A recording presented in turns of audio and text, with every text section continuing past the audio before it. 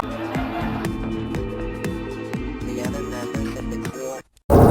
and welcome to another episode of the still not yet titled podcast by NOTSTEAM Productions. Although we are working on that one, Liam. I'm Grimshaw. I'm joined forever and always by Liam Davies. Hello, guys. I can tell that you're sick of hearing as of yet untitled. Yeah. Well, obviously, it was a topic of debate on the last episode. We both did our homework. We came up with some names, some of which weren't completely atrocious. Yeah. But still, no title. It'll be one of those sort of lightning strike moments where, one day both of us will bolt right out of bed and just be like, oh my God. Not that we sleep in the same bed, but from other ends of the country. Let's not break the viewers' dreams. Yeah, the viewers might not be, beautiful viewers. A couple, who knows, And just text each other at the same time, being like, I've got a name. Yeah. A bit like the people that wrote Olympus Has Fallen and White House Down. Yes. Throwback to a previous episode. Yeah, these two guys that fucking hate each other. I still can't get over how similar those films are. And maybe that's the name of the podcast. Olympus Has Fallen / White House Down. Okay, yeah, no. Olympus is down. Oh. White House has fallen. Has fallen. Oh. We get too much FBI attention if we went for that. Probably. We'll probably have our houses raided. Yeah. Well, might be a jurisdiction issue there, but who knows? To be fair, if we do get listened to by the FBI, as long as they subscribe, I don't mind. Yeah, leave a like, but I'm investigating you. I love it. So yeah, how's things, man? What have you been playing and watching? I've been playing a lot more GTA Online. So at the moment they've released a bit of an expansion to it. So there's all new missions and stuff like that. We've just recently finished the Diamond Casino heist, which is quite fun. Other than that, not really been playing much. Been sort of busy. And watch-wise, I've been rewatching a little hidden gem called Gravity Falls. Oh, okay. So I don't know so it's been out for quite a while. It's Alex Hirsch that creates it. He's worked on several other cartoon shows. And it is sort of a kid's cartoon, but it's really well written. So there's this big overarching sort of mystery behind each episode. And it's basically two kids, brother and sister. They live in with their uncle in Gravity Falls, Oregon. And one day, Dipper, the boy, finds a journal that tells him about all these weird things that have happened in Gravity Falls. But it's just got such good humor. It's very to akin Adventure Time, Regular Show, those kind of slight. Yeah, I was about to ask what the sort of tone to it was. Is it? I got the feeling it was sort of a zany thing, leaning towards an Adventure Time thing. So that's it's got it's definitely catered to kids, but there is that element of sort of riskiness to it. If you're an older sibling watching it with a younger sibling, exactly. Yeah. To be fair, that's how I first got into it, was because my sister was watching it. There you go. And I would when I was babysitting them or anything like that, I would sort of watch it as well. And over time, I was actually, this is pretty fucking sick. And there is some links to Rick and Morty as a sort of potential crossover at some point. So Alex Hirsch, the guy that wrote and created Gravity Falls, he's very good friends with Justin Rowland, who helps create Rick and Morty and voices Rick and Morty respectively. Yeah. And there's a very key character within Gravity Falls that makes an appearance in one of the Rick and Morty episodes. Cool. Interesting. And what's that on? It's currently on Disney Plus. Only 2 seasons, which is kind of a shame, but it's one of those where it was kind of. I prefer less is more kind of instances. Like, I'm glad that they didn't sort of go overkill with it. Yeah, I agree with that. Like, I think Disney Plus often get it so spot on with the length of their, first party stuff.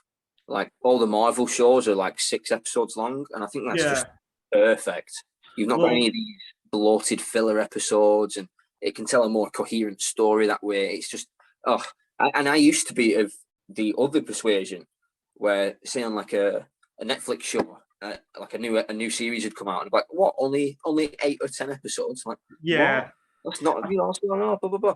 But man, it depends on the quality, doesn't it? Because like sometimes you can get like Futurama. I absolutely love Futurama, and there's some seasons where there's like 20 odd episodes to a season. Kind of a different beast though, because that's a 30-minute comedy show.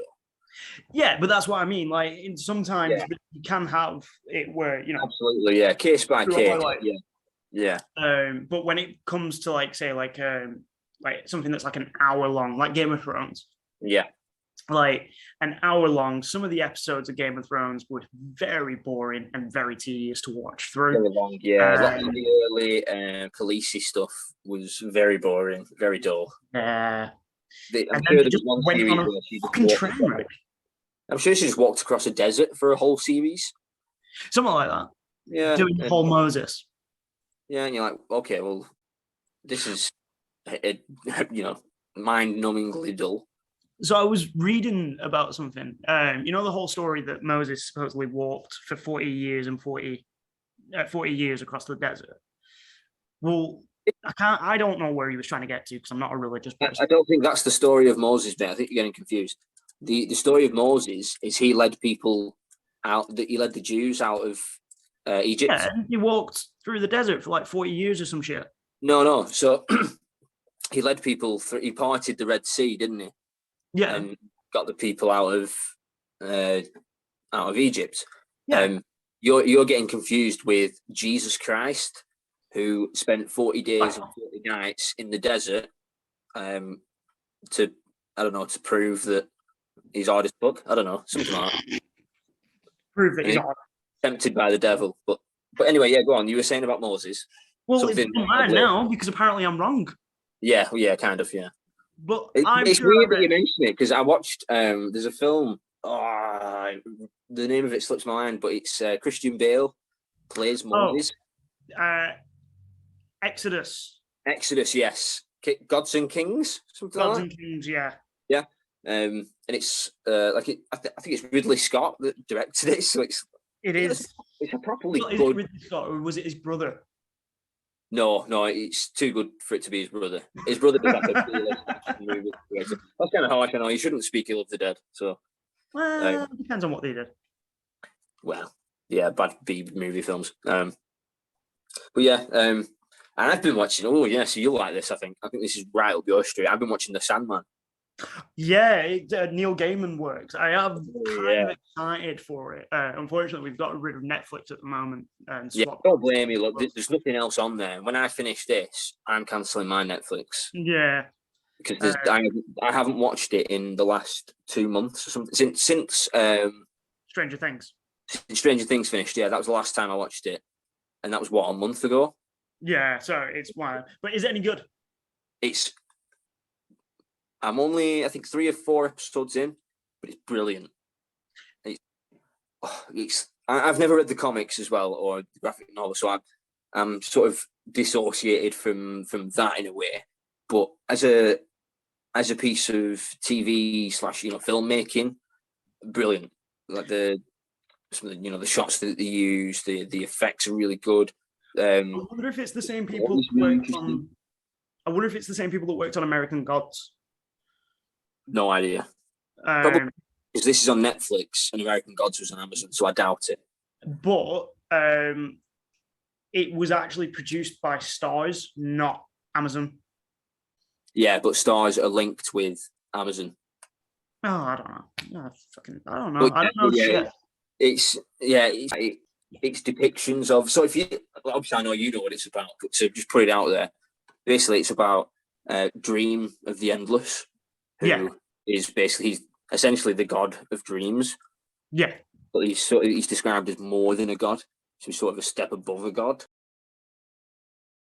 Sort of. Whatever the hell that means. Like I don't know how you. He's a rock god. Yeah, he's in the Hall of Fame. But no, and basically he's captured and has some of his possessions taken from him. Leads him on a quest once he finally gets free to then get his stuff back. And that sounds kind of run of the mill, but because he's one of the endless, meaning he's been around since the beginning of time. Sort of H.P. Lovecraft's The Ancient Ones kind of. Essentially, yeah. And like I think he's got siblings. So he's Dream, there's Death, Despair, Drought. I don't know. There's other ones, and I'm pretty sure they all begin with D. Yeah, I think they do. Yeah, and it's sort of like loosely set within the DC universe. Obviously, it was DC Comics that published it originally. Yeah. And in the comics, like they had direct links. Like there was, like the Justice League would be using one of his weapons or something stupid like that. It's not that associated with the. No, they make like references to it in other ways. Like really, there's no references. The only thing really that anchors it to the DC world is they've got. Well, it's not John Constantine, it's Joanna Constantine. So they've done a gender flip, which I think works really well. I should have made a note of the girl that the lady that plays Joanna Constantine, because she's brilliant. Is she from Liverpool? Because that's really important. She's not. No, so she's got a London accent. Fuck's sake! Why a lot of it is set in England and London, but they have people using different accents, like different regional accents, and it actually makes sense to a British person watching it. A lot of it, and which is Neil Gaiman himself is. I think he's from Oxford. Right. That would make sense. Yeah, brilliant writer. I mean, some of the TV adaptations that he's had, like American Gods, I would argue American Gods is better than Game of Thrones. I'm still annoyed that it got cancelled after 3 seasons. I'd have to firmly disagree with you there. It's not firmly disagree, but at least it ended better than Game of Thrones did. Well, it didn't end, so really, no. That is true. Obviously, Lucifer. 2 seasons it was cancelled after. No, 3. Was it 3? Right. Yeah, and then obviously you've got Lucifer, which is another Neil Gaiman, based on I didn't know that. Yeah, that's cool. So it's the TV show Lucifer is based on the character from the DC comics, right. And he's sort of an anti-hero in the comics. Yeah. Like he does sort of help people and stuff, but he also gets like investigated by John Constantine. He also gets like at one point, like he meets Sandman, because there are talks. I don't know if it's going to happen this season of Sandman, but there are talks of the guy that plays Lucifer reprising his role in. No, so I can tell you that's not going to happen. We've met Lucifer. She's actually in the trailers. I know that. By Brienne of Tarth, just to link it back to Game of Thrones. Yeah, I know. Yeah, she's brilliant. She's really good. Well, there should be at some point like an alternate reality mentioned within Sandman, in which case he could still reprise his role. But if he doesn't, also, don't know if you know this. You know the film Coraline. Yes. I did know that. Yeah. Neil Gaiman as well. Yeah, that's cool. Can write anything, and him and Terry Pratchett wrote Good Omens. Oh, that's cool. Have you watched Good Omens? So Terry, it's well good. Oh yeah, I really enjoyed Terry that. Pratchett started it, and then I think because of his Alzheimer's, he wasn't able to finish it. Yeah.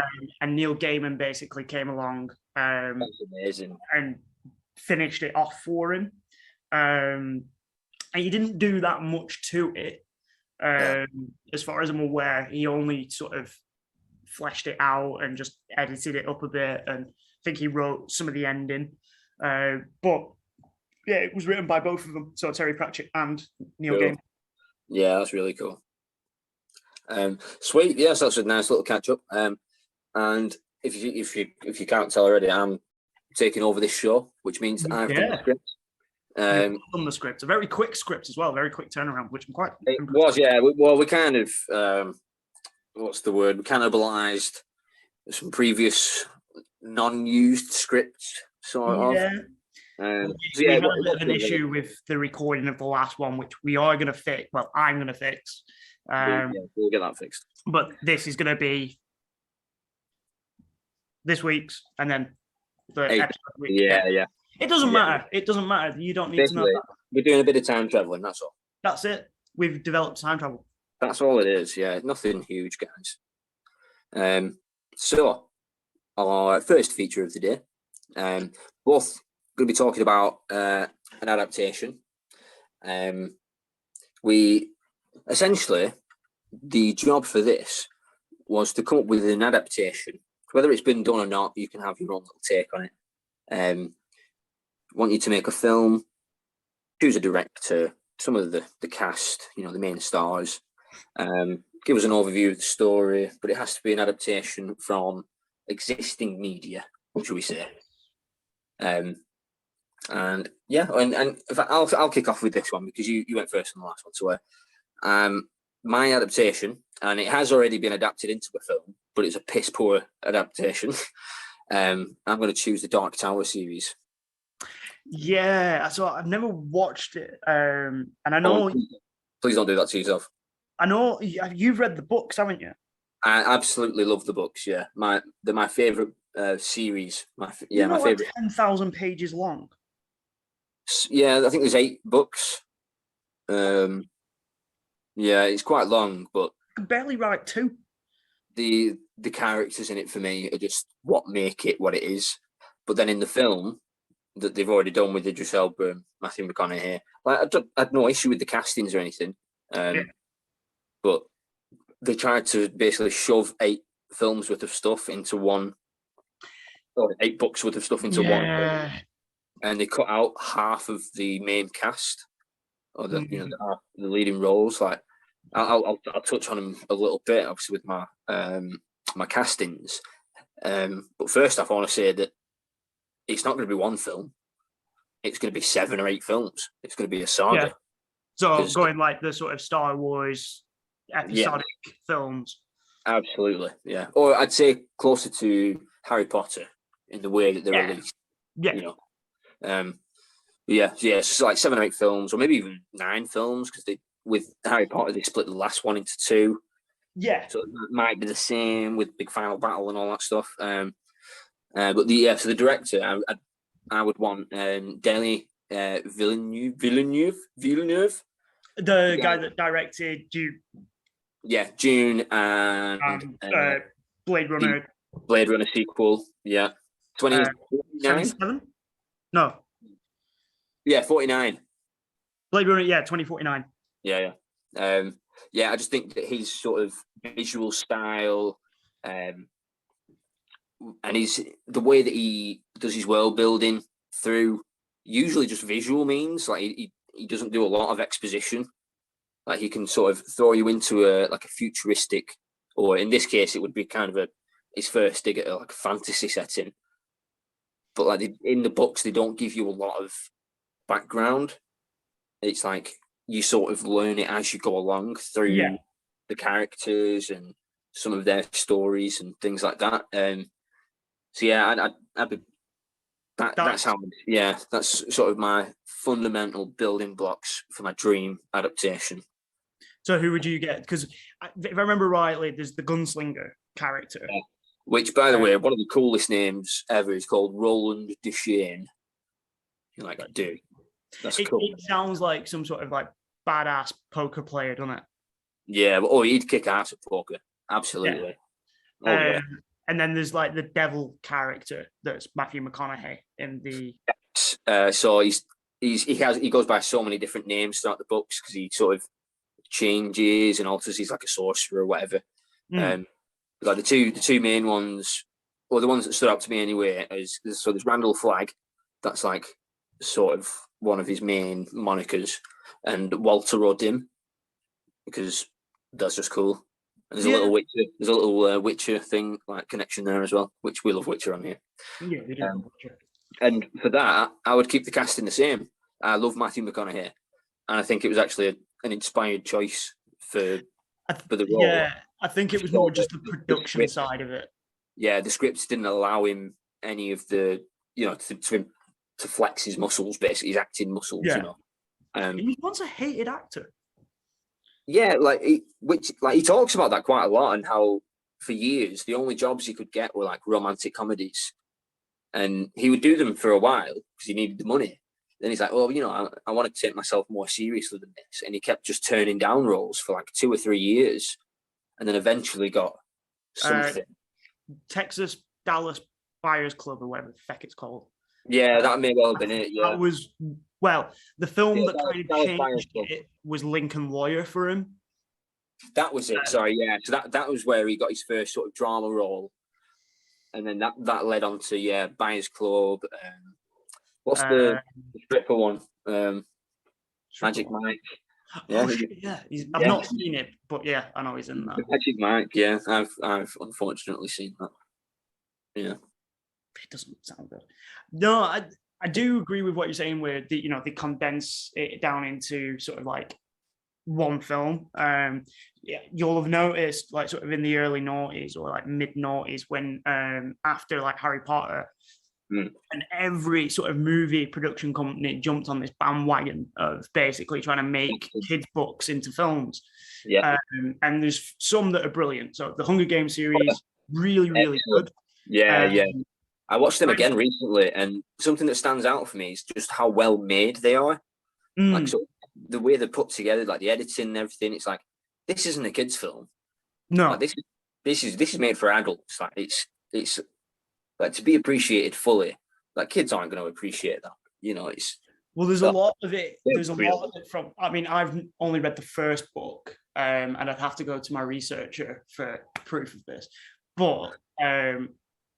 In the books, there's a lot more darker things than what's in the actual films. Yeah, the films have been watered down a little bit, but they are great. But there were some examples where, like, there's the Spiderwick Chronicles film, which I absolutely love. The Spiderwick Chronicles. I will never watch that film again. It was if it's the one I'm thinking of. Maybe not what I'm thinking of. But yeah, go on. It's Freddie Highmore. The guy that was in Charlie and the Chocolate Factory, and him and his twin brother and older sister, they move into like an ancient house, a bit like Gravity Falls, which I previously mentioned. They basically find out that around where they live, there's like spirits and like weird creatures, and they go on this like big adventure to basically stop this like evil ogre from trying to take over the human town. And it was 5 books, relatively short books. But what they did is they condensed it all into one film and missed out the 4th book, which was one of the better ones. And like just completely missed it out, and just horrible mess. And then they did the same thing with Lemony Snicket's series of unfortunate events, where rather than try and do, because the TV series that they did on Netflix is brilliant. It's really, really well done. The first film with Jim Carrey as Count Olaf was shy because they just condensed the first 3. It was the first 3 books, and for some weird reason, I think like one of the like book 6 right at the end of the film. Yeah. So they did 1, 2, 3, and then they missed like 2, 4, and 5, and there's 13 books in total. Yeah, my brother used to read them as a kid, and they never interested me. So yeah, I remember when I saw it being advertised and just thinking, not for me. That it is good. The Neil Patrick Harris plays Count Olaf brilliantly. Yeah. Oh yeah, the TV one. Yeah. Yeah. Yeah, and I've seen trailers for that, but yeah, it's not something that appeals to me. But who knows? Maybe one day. But yeah, so we've not heard what your adaptation is. We'll go on to the rest of my cast in a minute. We'll go back and forth. So my adaptation probably would be I know the Stranger Thing guys are actually working on it at the moment, but a Death Note series, like a really dark, put together Death Note series, because the American adaptation of it, I am sick of people asking me, have I seen the Death Note film? And then I'll be like, oh, which one do you mean? Do you mean the Japanese one, which is pretty good? Or do you mean the fucking awful American version? Yeah. And if they say the American version, that conversation ends and I walk away. Yeah. And I feel like for a lot of people, this is their first time actually seeing Death Note. Yeah. What it is. And I just don't think it does it any justice whatsoever. They completely fuck it up. Imagine I have no idea what Death Note is. Give me a synopsis. So the synopsis of Death Note is there's these angels of death, and they have these books that basically they decide how you die. So you write a person's name in the Death Note, you write how they die, and then it'll happen about 40 minutes later, unless you specify an exact time. Right. Date. So like you could write, say, I want Piers Morgan to die in 72 hours by being mauled by a honey badger. And then that would happen. Basically, it's set in a version of Tokyo where crime is heavily on the rise. The police aren't really able to keep up with the amount of crime that's happening. Yeah. This brilliant, straight A student finds a Death Note just lying in the street and proceeds to start using it to clean up basically Tokyo. Yeah. And he starts off as like kind of a heroic kind of person, going after like pedophiles, going after murderers, going after people that, you know, deserve some sort of punishment. Yeah. But then, I think now that you're describing it, I think I've seen the American version. It's fucking shite. Yeah, I was thinking about it like, yeah, it's a shite film, because it's basically like a teen slasher horror.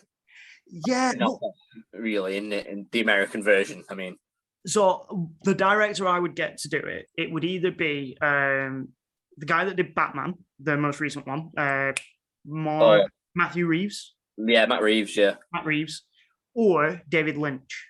No. Oh, David Fincher. Lynch. Sorry, David Fincher.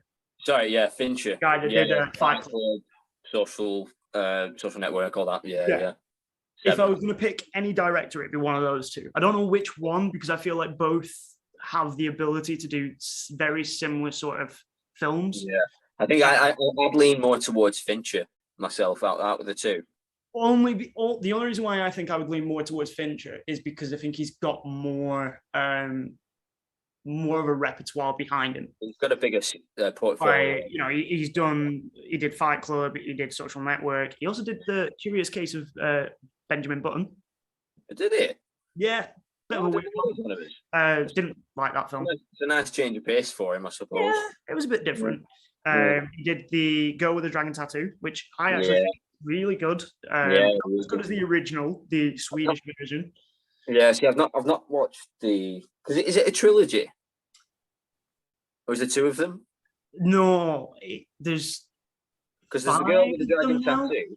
Is there like the Girl in the Spider's Web as well? Or yeah, that's one of the more recent ones of the books. So the guy that originally wrote the books died after he wrote the third one, and then they've been continued by his editor. All right. The editor's now sort of writing them based on notes that the guy wrote. Yeah. I would take it in a very dark direction. And I kind of wouldn't focus too much on Light's character. Now, I know it's set predominantly in Japan, and whilst I don't normally agree with sort of changing stuff like that too much, for a Western audience, I wouldn't mind seeing it elsewhere, like America, especially with the current climate that they have there. Yeah, probably set it in LA. Yeah, like LA, New York, somewhere like that, somewhere where there's a lot of crime, somewhere like Chicago, Detroit, some of these areas. And I would have maybe less focus on him and more focus on sort of the detectives that are trying to figure it out. And like, oh my God, this guy, he got mauled by a honey badger. There were no honey badgers nearby. How the fuck did that happen? And I would have it focused more on like the investigation into Akira, which is the name that he gets given when he starts doing the sort of justice killings. Yeah. But the Japanese films that came out sort of 2006, 2007, there's 3 in total. The first 2 are good. Third one is shit. It's weird. Yeah, that kind of film needs one film. You don't need a sequel to a Death Note film. You do for the actual like Yamagami art. Yeah, see, I'm speaking from a perspective of only seeing the American one and thinking, damn, this needs to end and then never start again. So the Japanese version of the film is brilliant. It is so well written, directed, well acted. I don't know if you've ever seen Battle Royale. Of course. The main kid in Battle Royale, the first one, and then in the second one. He's the man that plays Light in films. I can't remember his name off the top of my head. I think it's like Fujihara or something like that, his last name. But so well written, and Ryuk, the Angel of Death, that's basically Light's partner, he's brilliant in it as well. One thing I did like about the American version, and I would keep potentially, is that Willem Dafoe, voiced the Angel of Death. He did, which I would. That's a nice touch. He's got a great voice, hasn't he? Yeah. He's got one of those voices where, as he speaks, you can see his creepy grin, like in your mind's eye. He's got that kind of voice. You're like, oh my God, the Green Goblin. Do you want to know one of his dream roles that he's talked about? He would love to play the Joker. Yeah, I was just about to say the Joker. Yeah. Well, I saw an interview with Joaquin, and they actually said it to him. They were like, "Oh, he said he'd love to play him," and it was around the time that Spider-Man 3 came out, whatever it's called. Far From Home.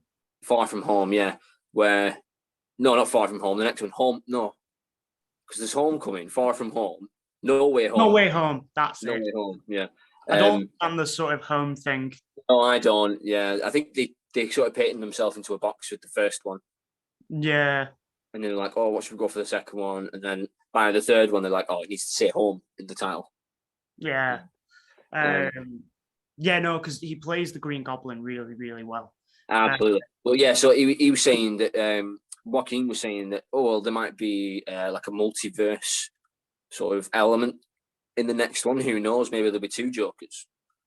Well, they have recently sort of announced that they are working on a Joker sequel. Yeah. And Lady Gaga is tied to the project. Yeah, play Harley Quinn. Yeah, which I'm bang up for. I think that, like, to be fair, Margot Robbie, I think, plays really good Harley Quinn. She does, but I think it's a different tone of Harley. Yeah. I think there's not much comedy in the Joker. Yeah, no, exactly. There is a little bit. Like, there's bits where you're like, oh, maybe it's nervous laughter, But yeah, I think that's great. Because what's the? Is it A Star Is Born? Yes, with not seen it, but I know of it, with Bradley Cooper. She's amazing, man. She can act. She was really good in that film. She's so good. She was really good in American Horror Story, where she played the Countess.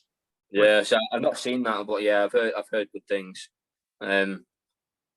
Yeah, man. Like, I think that's a great show. Like, there's people kicking off online saying like, "Oh, Harley Quinn's earned that role." Blah blah blah. Blah. Not Harley. Margot Robbie. Yeah, and you're like, well, but it's a different film. Yeah, it's a different thing. You know, it's not part of that whole Suicide Squad scene. You know. Well, the thing is, like the Joker itself, because it kind of bugged me a little bit in the Joker film. Like, obviously, I know it's a brilliant film, really well written, really well like acted and everything. But one thing that did bug me is the reliance on the Wayne family. Now, one hand, I do get it because obviously in Gotham they are a big sort of influential family, and if you've got Gotham, you kind of got to have them mentioned at some point. Exactly. The Waynes are synonymous with Gotham, aren't they? And I know they did go sort of more down the sort of route of Thomas Wayne being a bit of a dick. Basically. Batman kind of thing. Yeah. But they play on that in the Batman, yeah. For me, there was a bit too much reliance on the sort of like Wayne family. Because there's that weird bit where the Joker goes and makes Bruce Wayne smile. Yeah, I did like that. I remember thinking at the time, like, there was no need for that. Like, it didn't go anywhere. It didn't influence the film. It didn't influence the plot at all. It was a throwaway. I think it was just there because obviously it's a psychological study. Yeah. My research is saying that it's mostly just fan service, which I agree with. But also, I think it was to show that Your research is right. She often is. I think it was also partially fan service, but also to show that he was unhinged. Because who would do that? I think, I get it, but like by that point, we already knew he was unhinged. Well, yeah. You know, it didn't take that for me to be like, oh, this guy's insane. Oh, now I see. I mean, the hysterical laughter. Yeah, I think maybe it might have been because there's that scene not so long after that where he meets Thomas Wayne in a bathroom. Yeah. And Thomas Wayne, he actually says, doesn't he? He's like, "Oh, you that freak that, was talking to my son or whatever." Yeah. Yeah, it was probably for that, but yeah, I don't know. I love the Joker film. Like, it's one of the best comic book films ever. There's not much that tops it for me. I would probably say V for Vendetta. Because I do really love that movie. I do. Yeah, I watched that again recently. Natalie Portman. Oh, need I say more? No, I mean she actually shaved all her hair off for that role. She did. Yeah, good on her. Because the Wachowski sisters, they said like you don't have to. We can like get you a bowl cap and stuff. And then she came on set like the day after, and she was just completely bald. Yeah. Like, what? Damn straight, man. Like, commit. It's hair. It's going to grow back, innit? Yeah, but I'm not cutting my hair off. I like my hair. I would if they were like, "Oh, we'll put you in a film," and you get like the lead supporting role. I'm like, okay. The problem is though with my sort of beard and my tattoos, because I know when I shaved my hair off the other year, I do look a bit like a Nazi. It's not great. You haven't got any like swastikas or anything, have you? No, but that sort of like skinhead look. Yeah, you've not got any 88s anywhere or anything. No. Any 88? I've got a chicken breathing fire. I think you're fine, mate. Yeah. Yeah. As long as you maybe let it grow through a little bit so that people know you're ginger. I'm not ginger, thank you. Blonde. Oh, right. Yeah, I'm going to have a word with this. Clearly, my research is colourblind as well. Yeah, clearly. Obviously, not just love blind. It's blonde. Right, shush you. You're not part of the podcast. Is it all blonde? Right, anyway, get back on topic. So we'll move back into mine quickly. So I'm going to walk you through the cast that should have been in the frigging Dark Tower film to begin with. So in the original Dark Tower film, as Roland Deschain, again, such a cool name, they had Idris Elba, who I may have already mentioned on this podcast that I'm not a huge fan of his. It's nothing against him, I've watched a lot of his stuff and never been like, oh, that guy can act. Never been blown away. Never. Like he has. For me, he has the same issue as Michael Fassbender. He is really good in certain things. So, can you give me an example of what he's been good in? Because I can't think of anything. Idris Elba. He was brilliant in The Wire. Oh, you know what? That's a good shout. He was pretty good in The Wire. Yeah. There you go. And he was also pretty good in Luther, the TV show, apart from I've tried to watch that 3 or 4 times and I keep falling off it. It doesn't grab me enough. I think for me there's too much bullshit. Yeah. Those sort of things like I get that he's a maverick. He's a tortured maverick detective, like they all are the ones that they talk about on TV that they show us because they're the only ones we give a shit about. Well, my current novel that I'm writing, Freaks Among Us, it'll be available when I can be asked to finish it. One of the main characters is a detective with a TV for a head, who is a maverick detective. Yeah, well, that's it. It's like we don't want to know about the ones that colour in between the lines, do we? No, it make for such a boring fucking book, film, TV show. Like that's what bored me with the Luther show. It was like they kept showing us how depressed he is. It's like I know he's depressed. His wife left him. All this and that. Like, yeah, well, like spoiler alert. It came out 10 years ago. Fucking get over it. I'm never going back to it. I've tried 3 times and I've made it through the first 2 or 3 episodes, and then I just fall off it. Like it just doesn't grip me enough. Yeah, that is. Anyway, I'm not recasting him.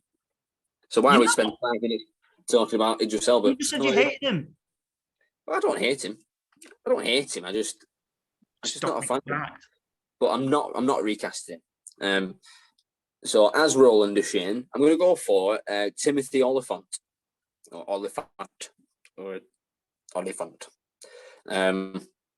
He's had some questionable roles. Yeah. He played Hitman. He played Hitman. He was actually pretty good as Hitman. He wasn't terrible. No, I thought he was okay. It was quite a fun film, that. Yeah, I thought it was better than the other Hitman film that they did. I've not seen the other one. I only saw the first one, Hitman Agent 47. No, sorry. The first one was called Hitman, and then the second one was called Agent 47. Yeah, that makes sense. Yeah. One of the reasons I've chosen him, there's a TV series, Justified, that he did, which is brilliant. Love that show. He was also really, really good in Deadwood. What's Deadwood? So it's a HBO series. I think it only got 2 seasons, right. But it's like cowboys, sort of frontier times during the Gold Rush. Yep. And it's about this sort of backwards, not very pleasant, everything's gone to shit town called Deadwood, and he plays the sheriff. Oh, see, so in Justified, he plays the sheriff of his hometown. In fact, no, I don't think he's like I think he's FBI, but he's known as like a gunslinger. Like he has he's a hip holster, and there's loads of Mandalorian. Yes, he was. Yeah, he was really good in that, and he was the sheriff of the town in that as well. Is he just a sheriff in real life? And well, this is one of the things that I'm leaning towards, because he has that sort of. It's the way he carries himself. He must have that. Like as he walks into a room to do an audition, they're like, "Dude, this guy could be a sheriff." And that's exactly how I think of Roland Duchesne. Do you think he's getting really sad about being like typecast as a sheriff every time he goes in? Well, no, I think it's the most niche typecast ever. Like, there can't be anyone else that has been a sheriff that many times. Like, I just imagine his agent ringing him up, going, "Right, Timothy, got a brilliant role for you," and then Timothy going, just sighing down the phone. He's like, "Am I playing a fucking sheriff?" Like, no. What shape is the badge? Is it a star? How big is the badge? How big is my gun? He was also really good in Santa Clarita Diet. Oh yeah, see, that's something I've been wanting to get round to because it looks brilliant. Like, basically, his wife's a cannibal, isn't she? Not quite. Okay. Well, technically, yeah, but yeah, it's not. Don't spoil it. That is something that I do want to watch. That. So he would be my Roland Deschain. One of the reasons being he's a sheriff. Yeah, well, he's always a sheriff. He knows his way around guns. The big thing with Roland Deschain, he's got 2 6-shooters. 6-shooters. And he does this really cool thing in the book where he reloads by throwing bullets into the air. I saw that in the trailer. And then he gets his guns and then just catches all the bullets, and then he's ready to go again. You're like, that's cool shit. Like, it's cool, very impractical. Oh well, if you can do it, then it's totally practical. Yeah, if you can do it, but that's the whole point. This is why he's so cool. Like, he has another skill. Like there's so without giving any too much away, the Dark Tower series are kind of Stephen King's MCU in a way. Like, he sort of incorporates all of the universes of anything he's ever written about, and there's a lot of sort of little nods here and there. There's full on like main characters from other books being a main character in. Say, I think there's one of the books, I think 6 or 7, is called The Wolves of the Calla, and that's they get to this town that's basically on the edge of existence, and they get attacked every 10 years or something by the wolves in inverted commas, and it's cool because like they come on horseback, but they're robots and they look like Doctor Doom. They're like metal faced and like metal robots with like the green cape and stuff. It just sounds like you're describing any metal album from like the sort of... Exactly. It gets more metal. So this one of the weapons they have in the book, it's called a sneech, which is it's basically a golden snitch from Harry Potter. Like, they press a button on it, he fucking lobs it, and then it grows wings, flies to a target, and then explodes. And comes viscera everywhere. And like, it's just so cool. Like, and the way that he like ties everything in together, and there's a final, like, in the last book, like, shit just goes next level crazy. Yeah. And that's what I want to see. I want to see that realized in real time, and that would I could die happy then. But anyway, I'll just go quickly through the other cast. So I've already mentioned that Matthew McConaughey is going to reprise his role because I thought that was inspired. Like that, he will do that justice. He'll sort of play different characters in a way because he, like in all the books, like whatever obstacle they come up against, he's basically this guy in disguise. Sort of, he's like a trickster. Yeah, he's like a sorcerer, magician guy, or whatever. And then so the rest of Roland's crew, so he has 3 more members. So in the film we've already seen, he had Jake, who was the kid, who basically has the Shining, which is the power of whatever, like it's precognition, sort of. It's like the ability to see beyond the veil or something like that. Like I read The Shining and I read Doctor Sleep, and I've seen both the films. So like Jake, he'll be able to figure out, like, he can figure out that people are following them from like say, like 2 miles away or whatever. Like, you can't see them from the naked eye, but he can like sense them. Or like hear the rhythm of their feet or whatever. But yeah, for him, he's a kid, so I've gone for an actor called Billy Barrett. He played a young lad in a series on Apple recently called Invasion. That was about an alien invasion, and it was kind of a missell, and I'm absolutely disappointed by the whole show. The only thing I'll say, right, is in the trailers, it's like, oh, Sam Neill's in it, like as a sheriff, funnily enough.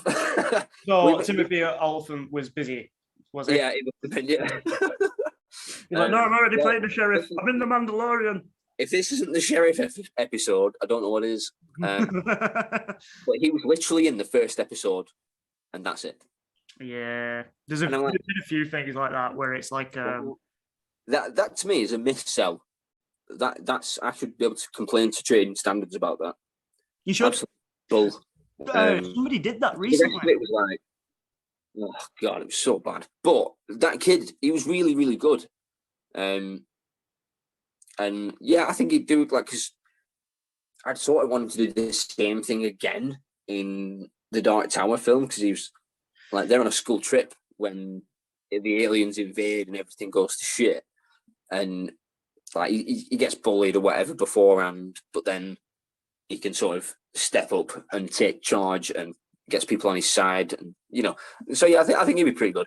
But the ones I'm actually buzzing with is Eddie, who's an ex-junkie, that he pulls from the real world, so from our world. He draws him to be his first sort of companion, if you like, and I'd have him played by Shia LaBeouf. Okay. Because I think Shia could play an ex-druggie, really, really quite well. I think he's been on some hard drugs at some point. Yeah, exactly. I think he could draw on some real experience. Like, say what you want about him, sort of his personal life, and like people say he's a bit of a douche, and I've heard complaints about him on set and stuff like that. Like because apparently he's method and he takes things a bit far sometimes. Yeah. But I think he would do the role justice. I think part of it as well is he's been acting since he was a kid, and absolutely. His dad, because he wrote a film about his life called Honey Boy, and his dad was a bit like the sort of typical celebrity parent of celebrity, pushing, constantly being like, no, you can't go out and play. You've got to like read your lines for this movie and stuff. And I think Shia LaBeouf can act. I think he's a pretty decent actor at times. I think he's better than decent. I think he's one of the best we've got from his generation.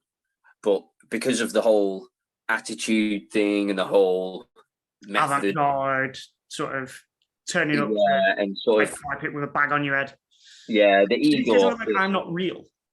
I'm not famous anymore, I think. Something like that, yeah. Yeah. But yeah, I think if you brush that stuff to one side, I genuinely think he's one of the best of his generation. To be fair, though, the same thing can be said about Christian Bale, because Christian Bale is notorious for being a bit of a douche on set. I wouldn't say as much. Like, he has had the odd breakdown on set. Like, I think it was the Terminator film. Terminator Salvation, where he went off on a white guy. Yeah, and he absolutely went off. But when you see him in interviews, he's genuinely like really humble and seems like a genuinely nice guy. So I love Christian Bale too much. I can never talk bad about Christian Bale. Not in the Liam. Let me finish off. So my final recruit to play Susanna, who she's a double amputee black lady from the 50s. So get that down your neck. So basically, she's wheelchair. She's got no legs from like the knees down. And I want her to play. Upstairs. You are? Great for going upstairs. Oh yeah, she's like a Dalek. And I want her to be played by Zoe Kravitz. Oh, okay. Yeah. I've got like a newfound appreciation for Ms. Kravitz. Like she can act, yeah, great, like just phenomenally. But there's something about when she doesn't even have a line, she still steals the scene. Like in the Batman film, like for me, it's more of an origin story for her. Yeah. It's not an origin story for Batman. It's more for the villains. But I think he has as much of an origin story as, say, the Penguin or whatever. And oh man, she's so good. Like, there's a scene in the Batman where they're on top of a bell tower or whatever. They've had a bit of a chat. She's pissed off with him, and then she walks off. But she's like, you can tell that she's perfected the Catwoman walk. Yeah. like a hip sway thing, and you're like, what the hell? Like, you can't help but just watch her walk out of frame. You're like, holy shit, she knows what she's fucking doing. She was definitely better than Anne Hathaway was. Oh, Jesus Christ. That wasn't great. I like Anne Hathaway if she's playing a paralegal or something. That's basically the overrun of my adaptation.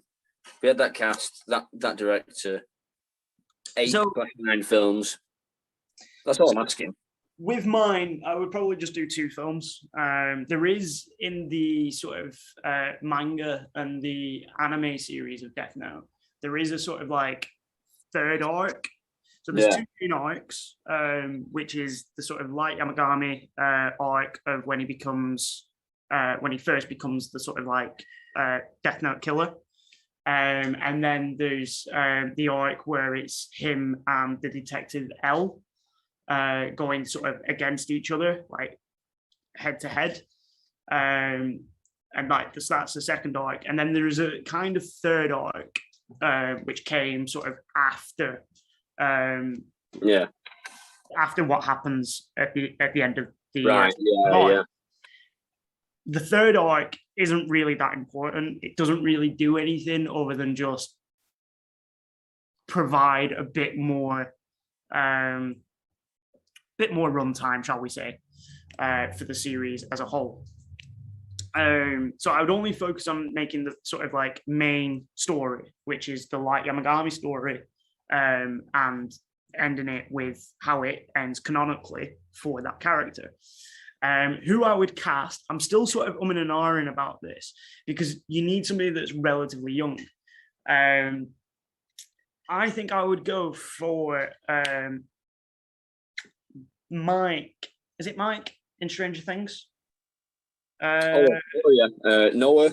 Is it Noah something? Wolfenden, Wolfenden, or something like that. Yeah, I don't know. Yeah, something like that. I would go for him. Yeah. Because I've seen him do a lot of like horror stuff.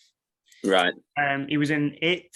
He was obviously in Stranger Things. And I'd just like to see him play somebody that's a little bit, starts off humble, starts off like with actually good intention. And like the sort of Breaking Bad scenario where he slowly becomes a monster. Because in the sort of series, gets drunk on power. Effectively does. So there's Death Note's one of those that I'm not going to spoil it because it is very much a show that or a TV series or manga, whatever you want to watch it as. Yeah. It's very much one of those where there's a lot of crucial moments that you're like, oh shit, can't believe that's actually just happened. Yeah. The other sort of big character, obviously, I mentioned Ryuk, who's the Angel of Death. Yeah. That basically buddies up with Light and sort of teaches him about the Death Note. Willem Dafoe, all the way. I agree with that casting. Yeah. And then we bring this to L. Now, L is kind of like an amalgamation of Sherlock Holmes and various other brilliant detectives. He's a bit of a recluse. He never really goes out, and he has a massive sweet tooth fetish. Now, another thing that I did kind of like about Death Note is I like the guy that they cast to play L in that film. But that's not who I would cast. I would probably go sticking with maybe sort of that group, like the Stranger Things kind of group, but the kid in It that like had all the like illnesses. All right, yeah. I can't remember what he's called. I'm shit with names.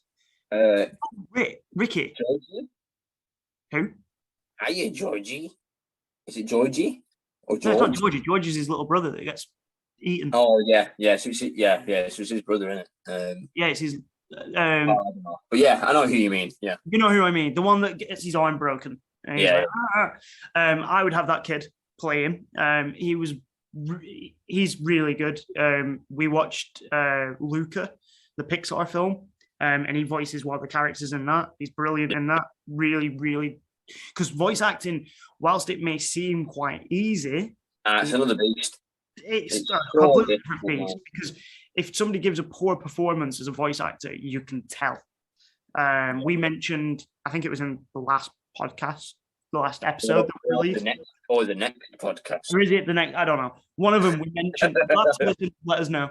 But in one of them we mentioned Matthew Perry voices a character in Fallout New Vegas.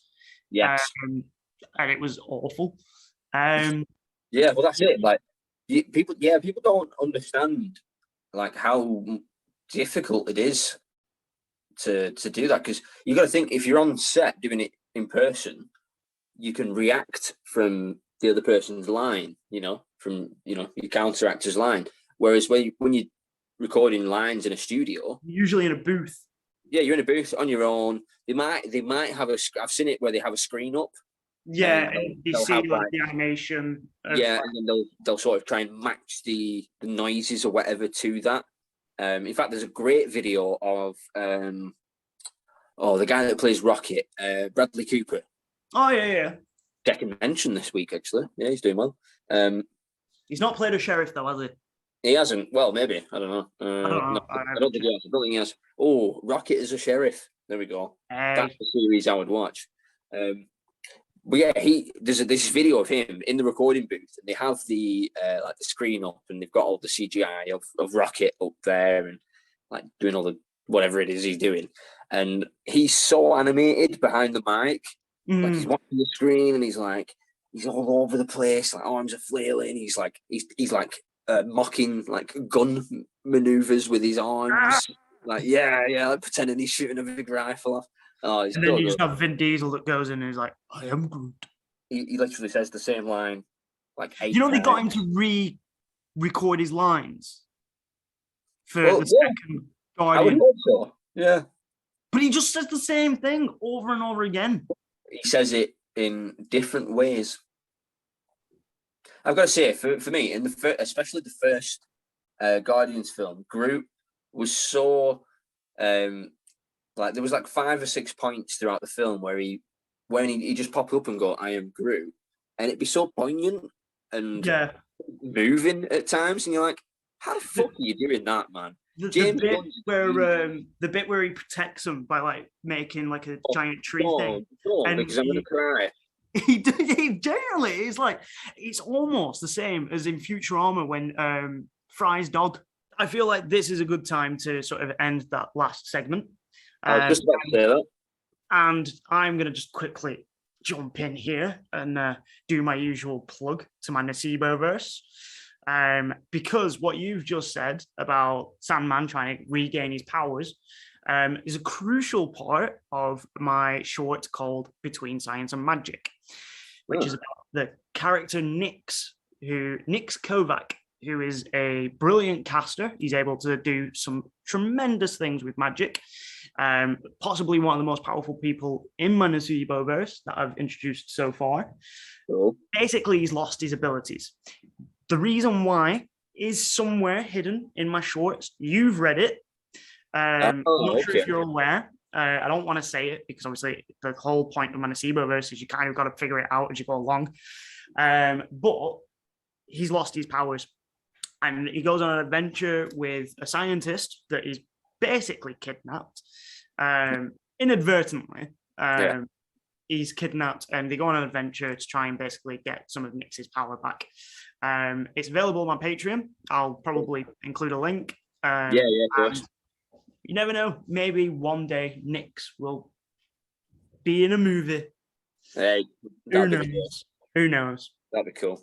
Cool. So I think, and welcome back. We'll pause it there and have a quick break for the next segment on the famed, as yet untitled podcast.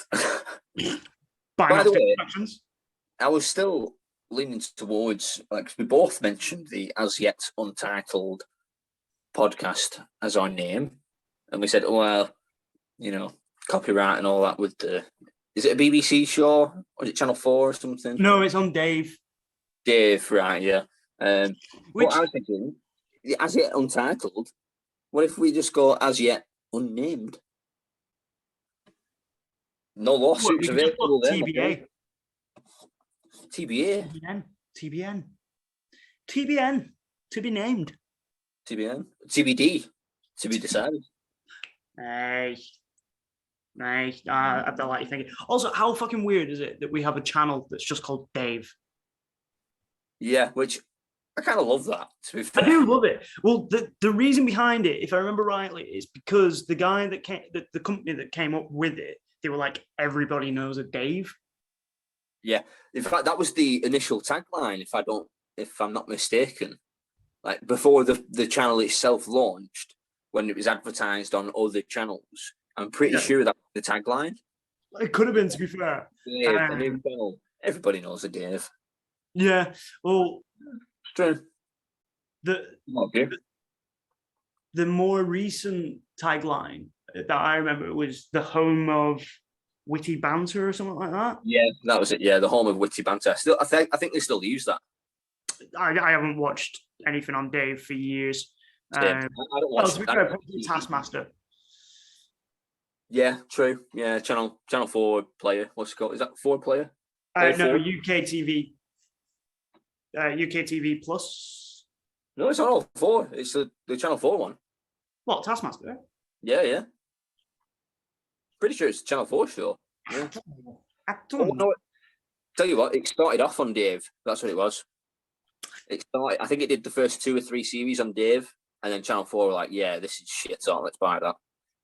Well, I know Alex Horn does a lot for channel 4 because he's been on like Countdown, Mock the Week. 8 out of 10 Cats does Countdown a few times. Yeah. Dictionary Corner he likes. Yeah, I do love Alex Horn. I think he's brilliant in his sort of like humor. The little quips between Greg Davies and Alex Horn are absolutely brilliant. There's one sort of makes the show. Yeah, like, they'll have like weird little interactions at the beginning, and oh yeah, one of my absolute favorites is there's one episode where Alex Horn just has a stretcher in his ear, like tunnel, like and Greg Davies just looks at him and is like, "What is that?" And Alex Horn's like, "Oh, I'm just trying to be like hip." And then that's it. They just don't address it again. And then the episode, it's gone. Yeah, that's like and that hurts as well. Like, because it does. It hurts like a bitch. I got mine to a centimeter like years ago, and all right, it's not big, but putting that first spike in to that, oh Jesus, man! It's when it finally pops through, and you get that. Yeah. My research has just pointed out that we've been doing it wrong. You're not supposed to force it through. It shouldn't hurt. It shouldn't hurt. Oh, when you're stretching? Yeah, apparently. Oh, well. I just wanted it done quick, Shame. We're men. Yeah, no, my ear did blow out. It was fucking disgusting. Yeah. But anyway, we're going off topic. Slightly, yeah. So we'll go on to our sort of main feature of the episode. This is one that actually you came up with. I did. Little hidden gem. So, correct me if I'm wrong, but you wanted us to go through the annals of previous games that have sort of fallen out of favor, or maybe not fallen out of favor, but just haven't had a sequel, or have just sort of been left to rot. In the past, if you like. But the way that I've gone about it is I've not necessarily a remaster, but like a reimagining. That's kind of where I've gone with mine. Cool. So I'll quickly just sort of explain the idea behind this. So the idea is that, because me and you, we've had extensive years of gaming. So, there's a lot of games that, like we mentioned on one of the other podcasts, Second Sight, which is a game and Jade Empire, 2 games that are both fucking fantastic and absolute trailblazers of video games. Like, if you went back and played Second Sight now, dude, it's so weird that you keep talking about Second Sight.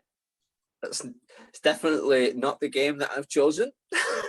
Well, yeah, no. Well, Oh, I think what it's your episode, so you can take the lead. yeah. But what I'll say is, it's those kind of games where back in the day when they first came out, they were absolutely fucking brilliant. But then over time, I think would a fair way of describing them would be that they were double A games of the time. So they weren't your top studios with huge budgets. Or well, for me anyway, like if you're talking about Second Sight, which we've already alluded to, is the game I've chosen. Second Sight, that wasn't a triple A game. No, so it was made by the same people that made Time Splitters. Yeah. Free Radical. Yeah, and it had Radical Games. I don't think it was Radical Games. It was something similar, sort of sounding. I think whoever it was, they don't exist anymore.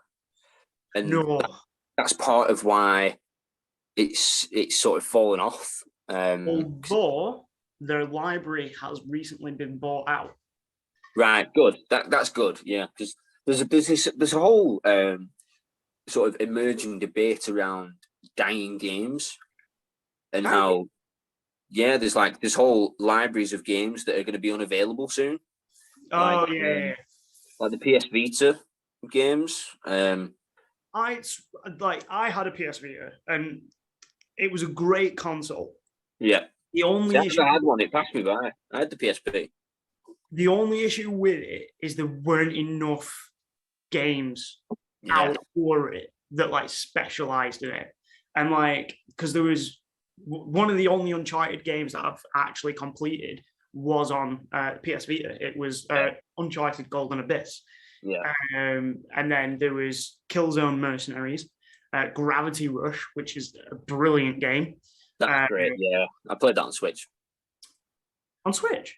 I think so. Yeah, I'm pretty sure it's on Switch now. Yeah. To be fair, it wouldn't surprise me. But go on, you picked Second Sight. Yeah, I picked Second Sight. First off, I just want to kick off and say that to make it, I want Remedy. Yes, that is a good shout. Which it sort of blends in well. Like some of the mechanics from Second Sight were sort of perfected in Control. Like particularly the sort of physical control side of things, funnily enough, like the telekinesis, like just that. I love that thing in Control where you can rip a chunk of concrete out of the wall, and then lob it at someone. That to me is so satisfying. And part of what I want to go for in this game is the power fantasy side of things, but only if you want to. So I've gone big on this. So I'm just going to go through some of the points I've got, and then we'll sort of dissect, right? So it's going to stick sort of true to the original, and it'll be third person. There'll be an emphasis on action, stealth, the power fantasy, as I mentioned, and also there'll be a time travel element, which I'll get to in a minute. It's going to be open world. At first, I was thinking I was going to have multiple cities, like the first couple of Assassin's Creed games. Yeah. Going to sort of have that kind of setup, which might still work, but the time travel element, right? So there's 3 time periods. So you got 1984, you got 2002, and you got 2031. Okay, so it spans. I can see where you're going with this. About 50 years, right? Yep. It all sort of starts to take form soon. So there'll be 4 skill trees. Again, you can build them up however you see fit, whatever suits your play style. We'll have tactics, which would be sort of like how good you are with like guns and hand-to-hand combat. Yeah, that shit.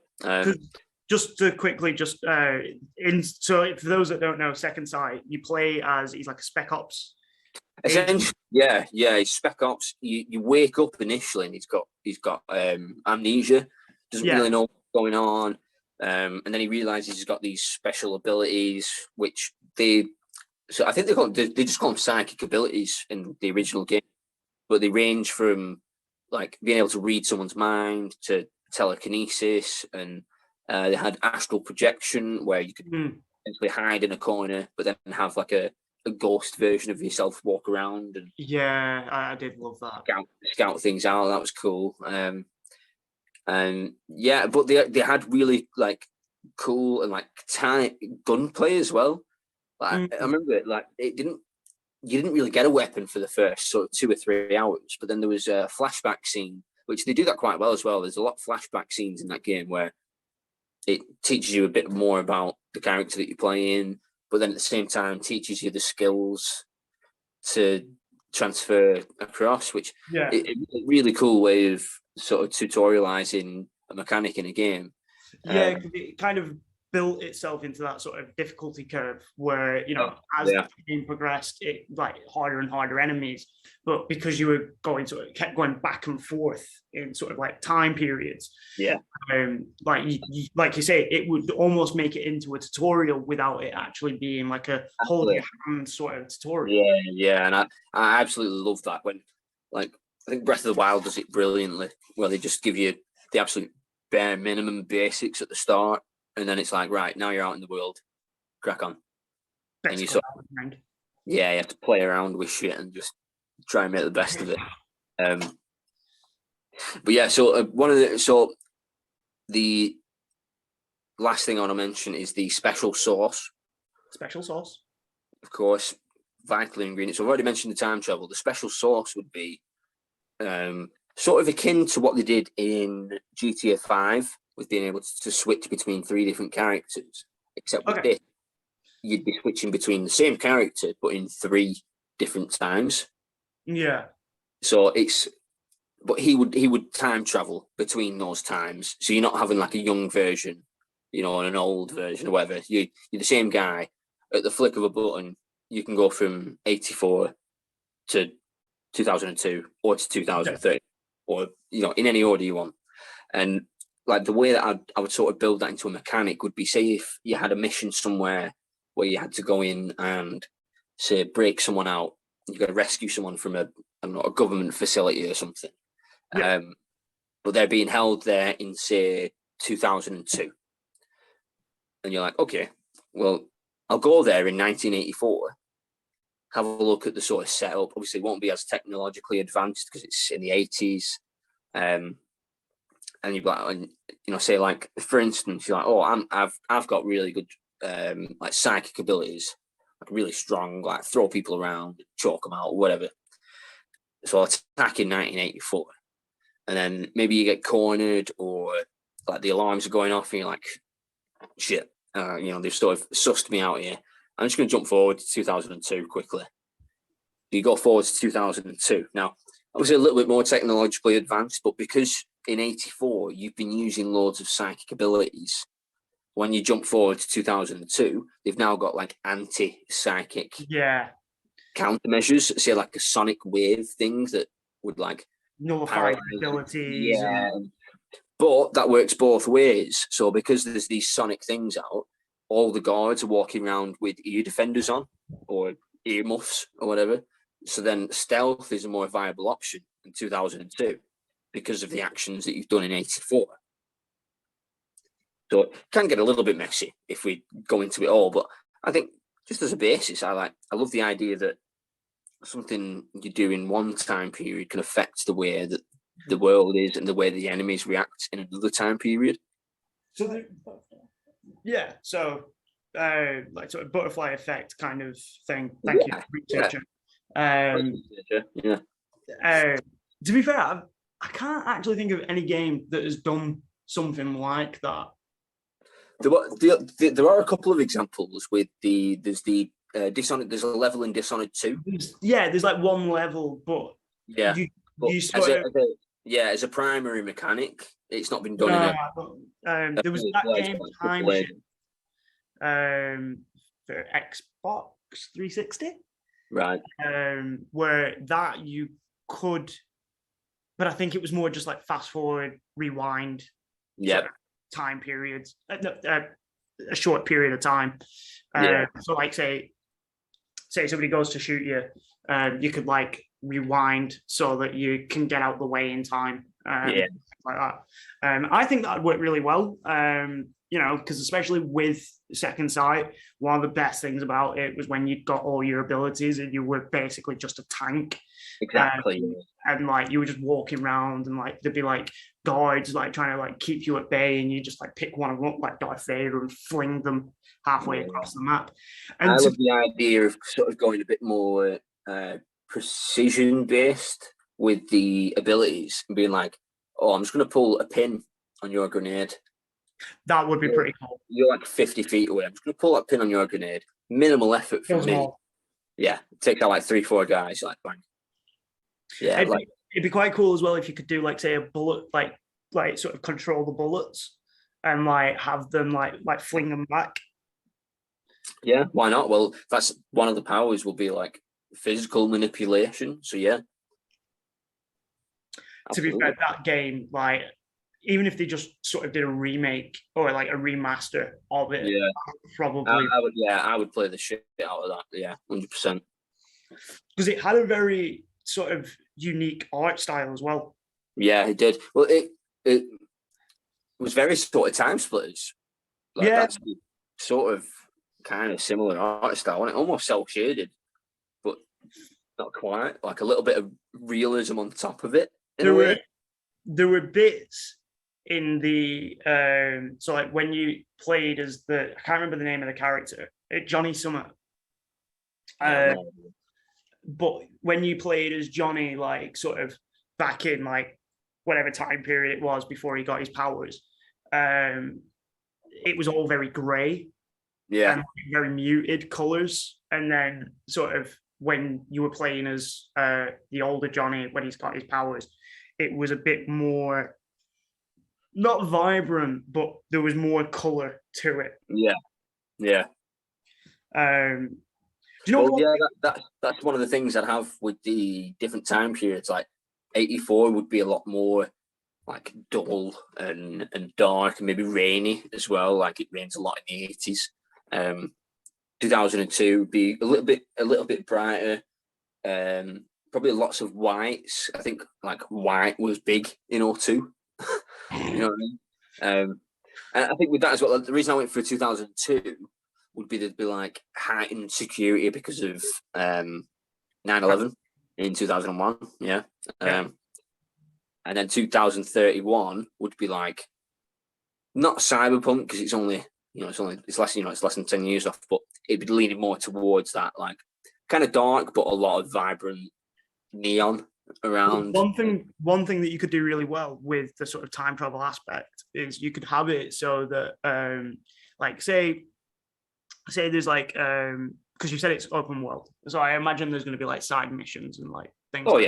Yeah. So for example, and this is me just spitballing, you could have it that in 2002 there's 2 people running for mayor of. Oh yeah, absolutely. Yeah. And depending on which one like you side with, whichever one you help, can then influence what happens in 2031. So, like you could go to 2002 and have, like help say some Republican piece of shit win the thing. And then you go back to 2031, go back to 2031, and it's just all white people. There's no Mexicans. There's internment camps or something. There's like left sort of concentration camps been built by Trump. Well, when I mentioned the idea of 3 different cities, because the sort of American cities thing that's been done to death, I thought it'd be cool to have different places. So I was thinking like Eastern Europe. When did they ever have an open world game in Eastern Europe? North Africa. Deus Ex. Oh, true. Yeah. In Prague. Yeah, but it's not really open. You know what I mean? You can't jump in a car and drive off. No. To be fair, I didn't play enough of it. I didn't even get past the first bit. Oh, see, I love Deus Ex. I hate them. They were so bad. Oh, I love it. Like they're so deliberate, and like they have things in it like so he's got X-ray vision, and when you're talking to someone, Like if you put your X-ray vision on, which you can just do whenever you want, it doesn't tell you any of this. Look at the person's heart, and if it starts to speed up when they're talking, it means they're lying. That's pretty cool, but and stuff like that, like like that's a proper immersive sim. That's not an open world. That's an immersive sim. I love that. But yeah, and so I was thinking like Eastern Europe, North Africa, and maybe South America. Like why not? You know. Yeah, like having like 3 separate locations. I would like. I'm kind of disappointed that the GTA Rockstar haven't done something like that already. Yeah. Especially with the sort of, because they've announced that the next GTA is going to be set in Vice City again. They announced that. Well, it's sort of like almost confirmed rumors, isn't it? Because one of them is that there's going to be 2 playable characters, and one of them is female. Yes, that has sort of been confirmed. About fucking time, really. To be fair, we've still very few details on it. Yeah. But I would like, because one thing that I would, because I don't know if you ever played. Did you ever play Godfather 2? Yes. Yeah. So that you could go to different cities. Godfather. You could go to Chicago. You could go to LA, and I think you could go to Miami. Right. They were like the 3 cities you could go to. And one thing that they did, they had a heat system. So if you went, say, to one city and committed like loads of crimes, you couldn't then go back for a limited period of time. Yeah. Now, one thing that I love about GTA is that, you know, they've always been brilliant sandboxes that sort of are realistic in one sense, but then in another sense, they sort of skip realism. They're not reactive, are they? No. So, like, you know, you can get 5 stars, you can lead the police running around the city and stuff, but then you get away and that's it. Like, crimes are forgotten. You know, you massacred half a fucking city. Yeah, exactly. Like, I remember the driver games, they used to, like, your car would have the heat. Because, like, even when you lost the police, the next time you drove past a copper in the same car, you're like, that's the one that got away from us earlier. Exactly.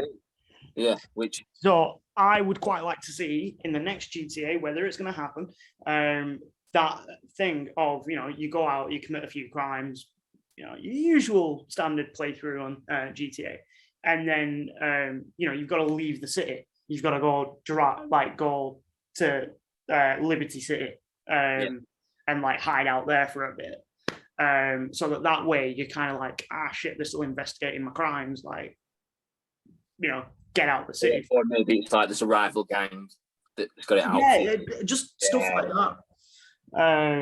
So well. So is it GTA 5 that is that your hidden gem? Yeah. No, because it's not very well hidden. It's like the best selling game of all time. It is. My hidden gem is a game called Prototype. Oh, wait, Prototype 1 or 2? Well, kind of both. Doesn't really matter because it's your new game. Yeah. So a bit like you, mine's going to be a bit of a reimagining. Good. So whilst I do kind of like the old Prototype games, they were very basic in that, you know, they were just your kind of. We said just before we started recording, it was from the studio that made Hulk Ultimate Destruction. Which was brilliant, by the way. Which is brilliant. But you can kind of tell because it is just like, go here, blow, like kill all these dudes. It's almost like a reskin of that game. Yeah, with like some better combat skills added because you've got like the ability to change your thingy. Like, the traversal is basically the same. Yeah, running up walls and like walls and really high and stuff like that. Yeah. But very fun game, really fun game to play. They are really fun, and to be honest, they didn't do that well at the time. When they sort of first came out, they were kind of like a sleeper hit. And they kind of got a resurgence recently when they got sort of not remastered, but a HD upscale for the more recent consoles, so PlayStation 4 and Xbox One. So what I would love to see, bit of a reimagining, and I'm going to liken it, my original reimagining, a little bit like Prey, because I actually think that Arcane Studios, I'd like to see them try and do it, because they've always got some really good ideas of how to sort of improve like morality systems and stuff like that. So a sort of continuation on the prototype games. So instead of it just being a completely reimagining, include some of the same characters, sort of referencing them and stuff. And at the end of Prototype 2, at the end of Prototype 1, basically the world gets overtaken by the Black Watch virus, or whatever it's called. And there's all these like weird mutant things running around that are like eating people, and it's horrible. And I'd quite like to see, say 20 years later, humanity has built these like huge domed cities. So it would be open world where you can like run around this city and do what you want. I would introduce a new virus that basically does the same thing as the old virus, but this one has like a different effect on you. Now, I would have it where your abilities now aren't just like combat, because in the first Prototype, especially, majority of your abilities and like the things that you could do with like getting like a sword arm and things like that, they were just combat based. I'd like to see more of abilities that help your traversal. So like getting around the city, your abilities, like when you grew your sort of like sword arm, it was like made out of like a physical mass, like on your arm. And I'd like to see like, the ability to be able to grow like a wingsuit, so you can like hover over the city. Now, my sort of special sauce, leaning a little bit towards like what you've done, I would have a very sort of engaging world where you are playing as this character that gets infected, and you're sort of in this dome, and you're aware that there's like a bit of a conspiracy theory. There's something not quite right about the people that built this dome. Very sort of Fallout style, Vault tech, like they've done something bad. You have the choice. You can either become a sort of hero of the people and try and sort of bring down the corporation by using your abilities. Newfound abilities. A lot of them are going to have like stealth. Like I'd have stealth sections where you use your abilities to sort of like prey on like guards and stuff like that. I'm going to ask: are these optional stealth sections? Well, I would kind of do it a little bit like. Well, yes, it would be optional, because you would have the option to basically go full tank mode and like, just kill everything. I think that's for those of us that aren't good at stealth games. Yeah, well, that's it. Like I love stealth games. One of my favorite subgenres of games. Love a stealth game, but I'm terrible at them. Yeah, like. I love the Hitman series. I think the Hitman series is fantastic, especially the more recent ones. Agreed. But I am so fucking bad at them. Same. Like, I'll try and be really sneaky, because as we said in the very first episode, we have very poor sneak level. Our sneak level is not good. You can't sneak up on people when you're coughing. No. But I would have that, your abilities, they sort of help you with like, you can camouflage yourself, you can go invisible, you can like possess people. Now, this is where one of the mechanics comes in quite well, where I would have it so that anybody that you sort of influence or infect by, say, taking over their mind or however it is you do it, every time you do that, you have to make a decision. Because once you leave their body or like leave them, they're infected, and they don't have the same infection as you, so they're just going to become a mindless like zombie. Like, you have the choice of either killing them or just letting them be. But if you let them be and like let them sort of like wander around, other bad things might happen. So they might infect other people. They'll start infecting other people. And then so there's this almost element of trying to make sure. In fact, going back onto Hitman, there's a really good Hitman level where you've got to kill a guy that's infected with a disease before he starts infecting others. Yeah. And if you fuck it up and don't kill him before he starts infecting others, you've then got to go around and execute every single person that's infected. Yeah. So similar sort of thing. But if you don't want to, I'd be more than happy for, you just turn around and go, just see what happens and watch as everybody in the city gets infected. Yeah. So like the virus will spread quicker. Yeah. That's pretty cool, because usually with like the morality options in a game, it's either kill this person or don't kill this person. Whereas with what you're saying is you've already infected them. They're already dead. Yeah. They're already going to turn into this fucking zombie and infect others. So really the kind of thing to do is to kill them. Yeah. So actually that would be the sort of positive morality in this sort of instance. Yeah. That's killing cool. them. I maybe wouldn't call it positive morality.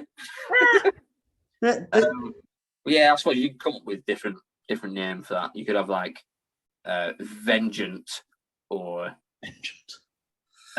or I don't know, what's a nicer version of vengeant? Murder. Well, Straight up murder. Yeah, I suppose. Yeah. But I would have it where you basically decide because Prototype kind of forced you to become sort of a baddie in a sense, like sure, yeah. Whereas, one thing I've got another question actually. Yeah, one of the key components of the Prototype games was, say, if you wanted a new skill, you would have to absorb somebody, or I say absorb, devour somebody that already has that skill. Like there's one that sticks out in my mind. More in Prototype 2. Was it Prototype 2 that you had to do that? More in I'm pretty sure in Prototype 1 as well, actually. Like there's a mission where to fly a helicopter, you need to learn how to fly a helicopter. So you got to go to this base. Sorry, yeah, it was in both. A pilot, and then you absorb the pilot. Disguise yourself as him. That's something you're not mentioning. I'm guessing you're going to have the whole disguise. That would be something that is used as well, because I actually really like that mechanic. I thought that's not been used enough. Like that's quite an easy mechanic to implement. Yeah, well, one of my favorite things. That's been used much since. Like that's so cool. One of my favorite things that you could do in Prototype was the Patsy. Oh yeah. Where you could like basically take over somebody's luck, and then like say like a guard or something, you could like point at them and be like, "Oh my god, he's the thing," and then everybody just starts shooting him. Yeah, that's something that I would reintroduce because I think that's really cool. That was really mechanic. It's sort of the sign of the times as well in terms of the level of the AI. Like you'd point at the guy, you could be in the middle of an army base, you'd point at the guy, like 50 guys would turn around and shoot him, like he'd be dead, and then they'd all just go back to the normal routine. Like, okay, there wouldn't be any clearing up or anything. It'd just be like, well, Fred's dead. Yeah. Yeah, I would probably go with Arcane Studios, but I'd like to see him do it third. Wow. Okay, so would you have it first person? Third. Wow. I'd like to see them have a go at doing a third person game.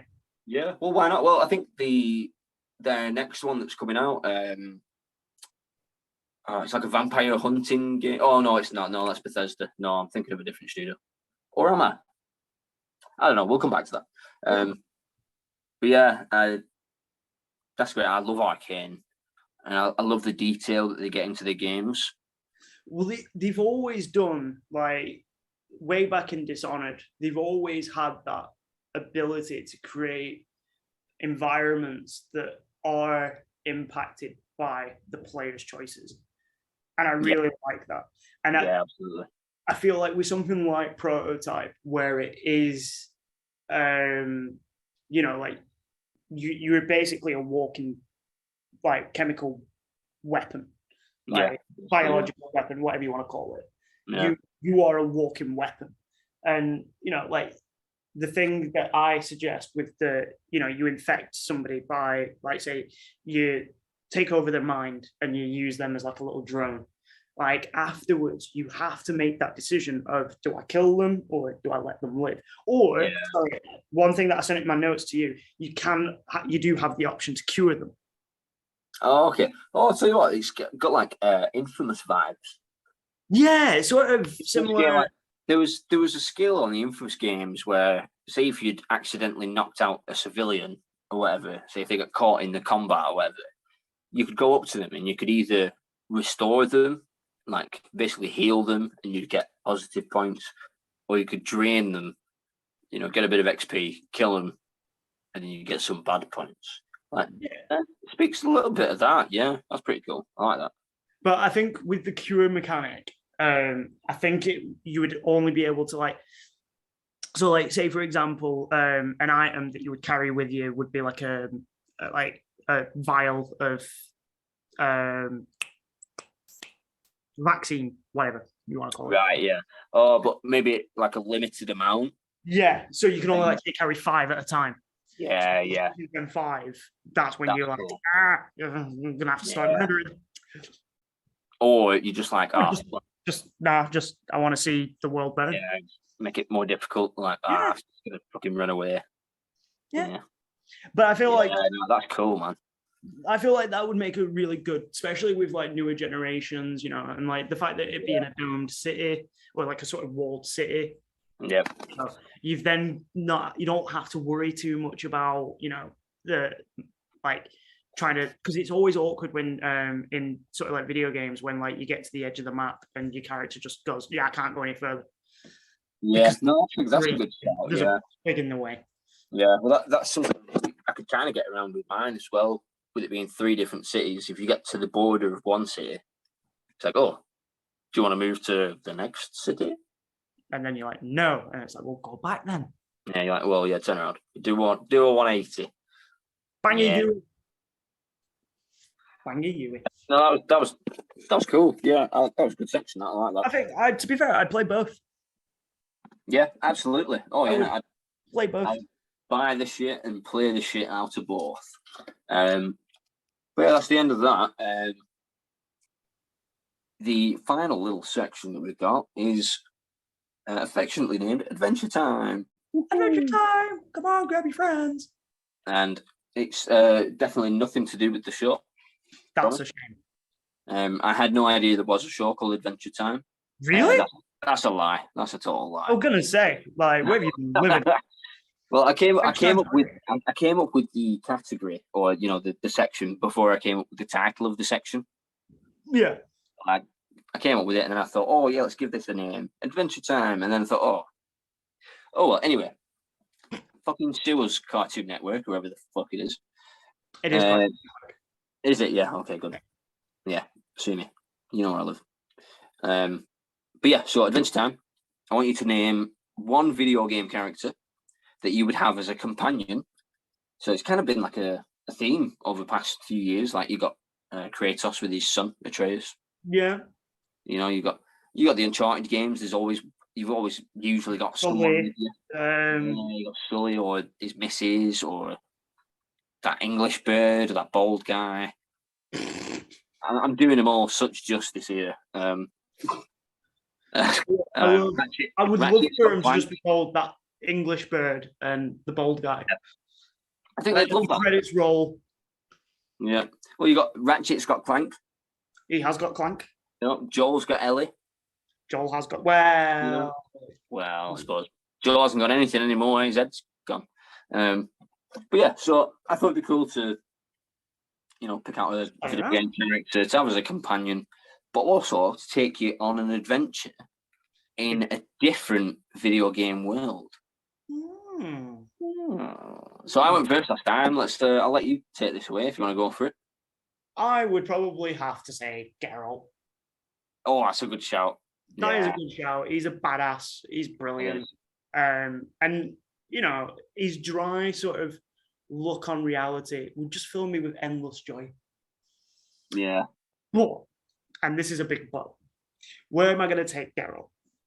I'm probably going take him to the mean streets of Yarnum, which is Yarnum, which is the okay. He would thrive, in the world of Bloodborne. I think that's a really good shout.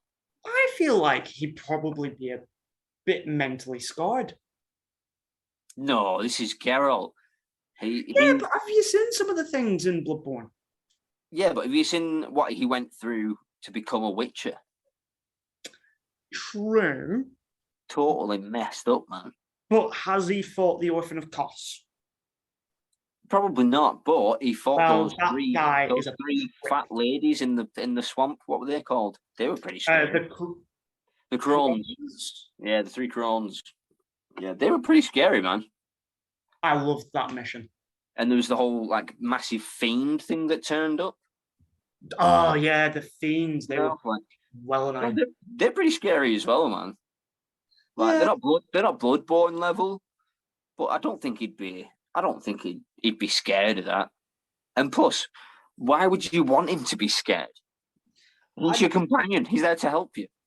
Well, yeah, true. But at the same time, I just kind of want to give him some new experiences. I feel like he gets bored of just, going out, slaying a Lycan. Yeah. No, I see that. But I feel like he'd have fun. I feel like he'd be like, yay, more killing and stabby. Yeah, that's what I mean. I think he'd be well up for that. I think it might take a little bit of adjustment for him.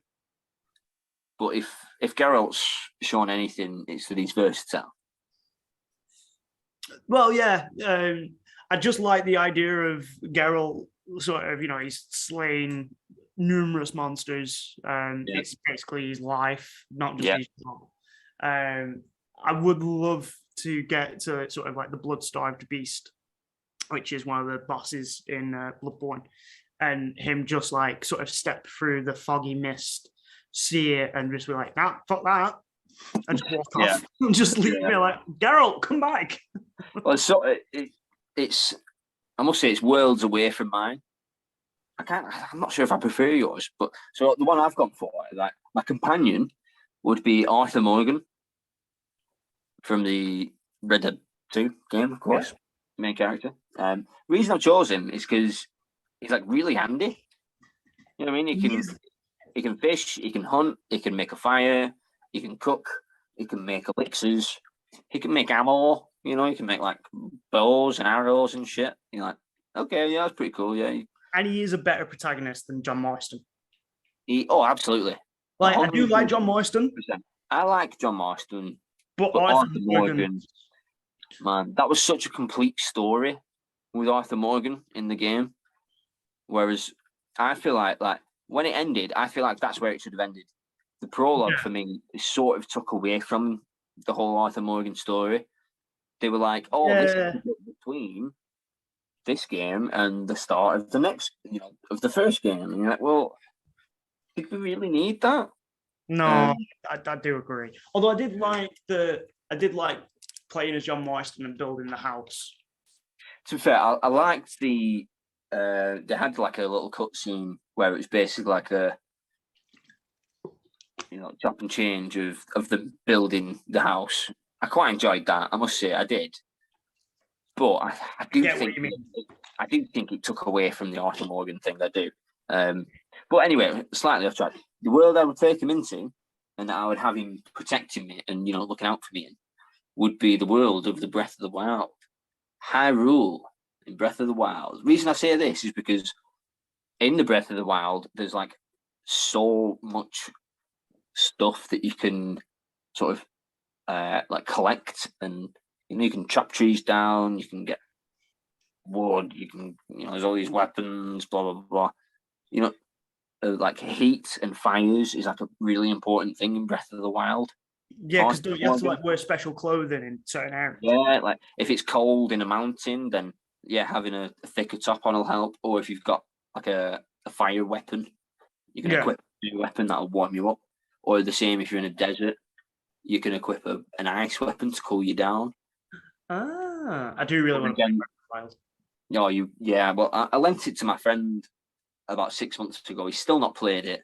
His dogs have destroyed the box that it came in, very nearly destroying the card, the card, which I'm like, wow, dude, you still owe me a case. He's like, well, I can't find a case. I'm like, well, just buy another game. Give me the case. Issue is, that game still goes for 60 quid. That's how fucking good it is. Well, yeah. The only thing that puts me off playing Breath of the Wild is that I've heard it's a game that once you start it, a bit like Elden Ring, you just... This is probably the only game that when I finished it, I've then immediately started it again and then finished it again.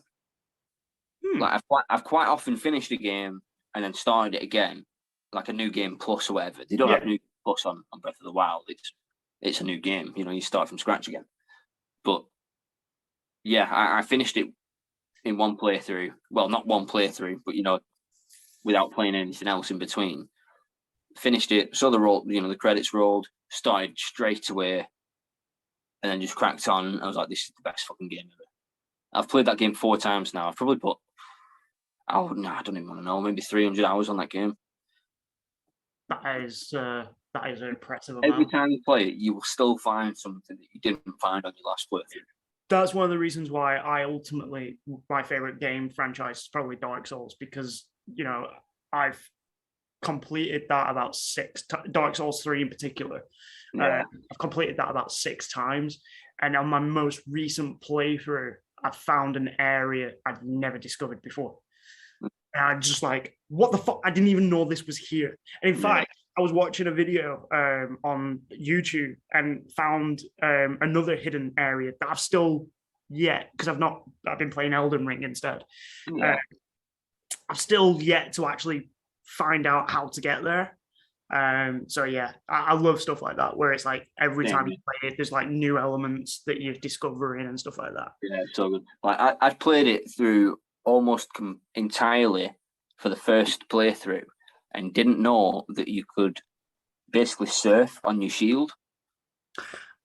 So, I have seen people do that. Yeah, shield surfing, and I had no idea.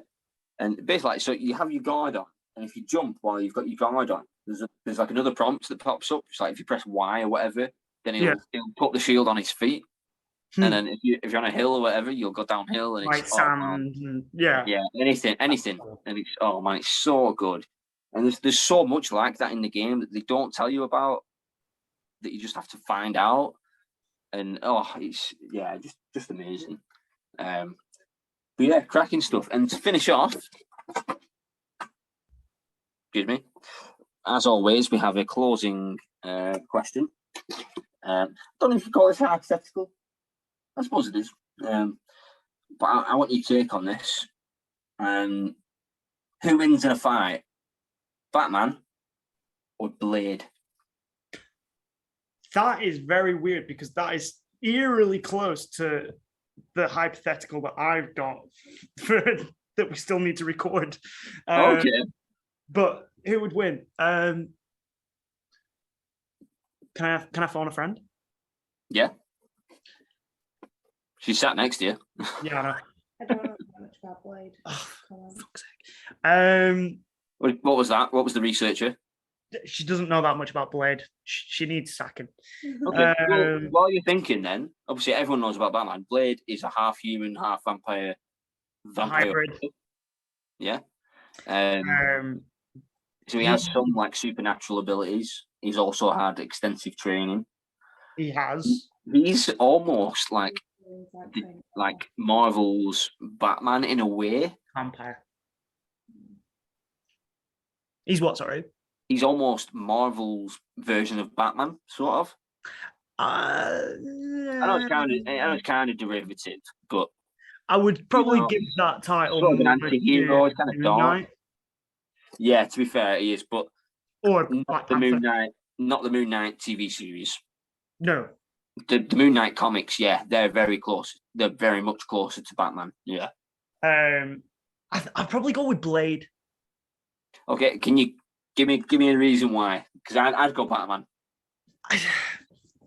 So, okay, whilst Blade is a vampire, he doesn't have the sort of usual weaknesses that the vampires of the Blade series has. They call him the Daywalker.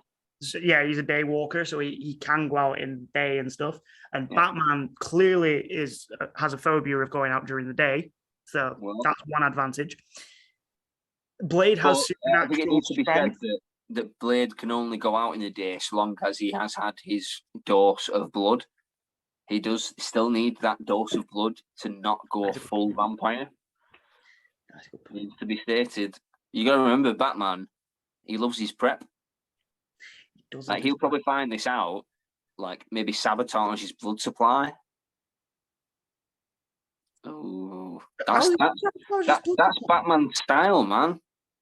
Like, he's got a thing in black. There's a Justice League animated film, and I imagine there's a comic series as well where basically someone hacks into Batman's back computer and download all of his different plans for how to take out the different members of the Justice League. Yeah, it's a really good episode. It's really good, and like they're all laughing, like they're all talking about it, like, oh, so what was your thing for me? Blah blah blah. What was your thing for me? And they're all going through it, and then it gets like Green Arrow. He's like, what was your plan for me? And then it's just silence, and then Batman's like, so anyway. Like, dude, you're a guy with a bow and arrow. He's Batman. You don't need a plan. Yeah, I love that. No, I'm probably going to stick with Blade. Well, I think, say for me, say if it was a straight up one-on-one, like fisticuffs, like no preparation time for either of them, then yeah, I'd go for Blade. But if Batman has time to prep and if it's like they've encountered once, and then they have a little fight, and then they split off or whatever, and then a Batman's like, oh, I need to sort this guy out, does some investigation, blah blah blah. My money's on Batman. Other idea though. Go on. Because Blade is a vampire. Yeah. Vampire bats. Batman. Oh. What if one of Blade's abilities is he can like Aquaman, he can control bats, and Batman, because he thinks he's a bat, Blade can then just turn around and be like, nah, fuck you. And I don't think he thinks he's a bat. He thinks he's a bat. He hangs upside down. Does the Spider-Man think he's a spider? Yeah, that's how it works. He's strong and sticky. He's strong and sticky. Well, in that case, no, I'm not going to make that joke. That's wildly inappropriate. But yeah, so it's still not as inappropriate. We're in agreement. Really good content. Yeah, we're in agreement that we disagree. We are in agreement that we disagree. Personally, cool. I don't know. Well, Batman will probably make another appearance soon because I'm not going to rewrite my hypothetical just because Liam stole mine. As long as it's not Batman versus Superman, because we've already seen that. Yeah, and Batman would win. Exactly. Superman isn't as powerful as everybody thinks. Well, he kind of is. No, he is, but he's got a few sort of like he's weak against magic. Yes, he is. It's not just kryptonite. It's not just kryptonite. He's weak against magic. He's weak against mind control. Mind control. Like he's weak against a few things, and also if you shoot his mother, he's going to be sad about it. So yeah, but then his Batman mother's not invincible. His name, and then they'll be best mates. Oh, fucking Jesus Christ! What a fucking shit film that was. That was a shit film. Oh God. Well, I'm so glad we ended on such a happy note. Yeah, I know. Just on a quick note, I love Zack Snyder. Go on. Because there's a Blade film coming out. There is with Mahershala Ali. Yeah, brilliant. I think he's absolutely great. I can't wait for him. He's not going to be English though. Anthony Starr.